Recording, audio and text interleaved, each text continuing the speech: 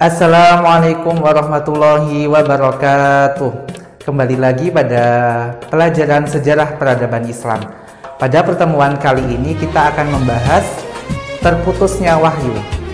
Jadi ketika Rasulullah Shallallahu Alaihi Wasallam telah menerima wahyu pertama, yaitu berupa surat Al-Alaq 1 sampai dengan 5, di situ terjadi terputusnya wahyu untuk beberapa hari. Jadi terdapat beberapa riwayat yang mengatakan bahwa terputusnya wahyu itu terjadi antara 3 tahun atau 2 tahun, tetapi riwayat itu tidak sahih atau tidak rojih, dan yang lebih rojih atau yang lebih benar adalah terputusnya wahyu itu cuma beberapa hari saja.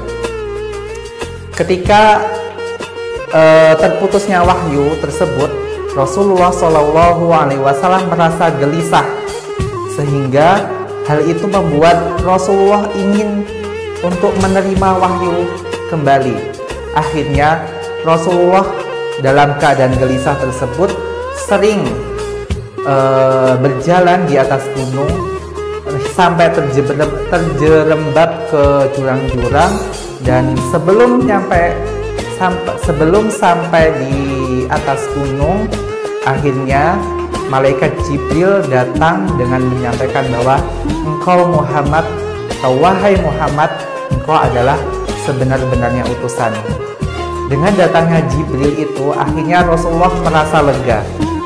Akhirnya Rasulullah kembali, dan keesokan harinya ketika Rasulullah juga belum lagi menerima wahyu, maka akhirnya Rasulullah melakukan apa yang dilakukan pertama, jadi menaiki gunung hingga terjerembab ke jurang-jurang, dan akhirnya Jibril turun kembali dan mengatakan yang demikian pula.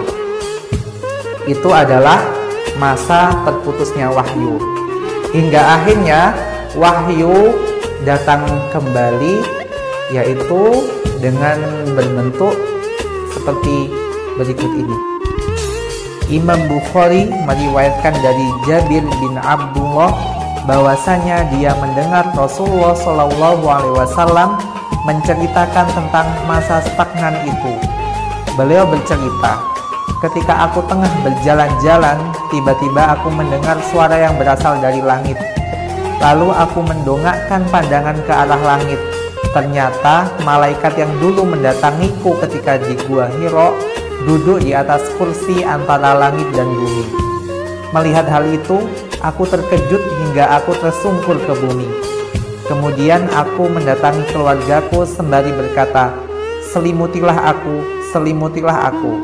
Lantas mereka menyelimutiku, baru kemudian Allah menurunkan surat Al-Mudaththir, yaitu firman-Nya, ya ayyuhal mudaththir, hingga 1 sampai dengan 5.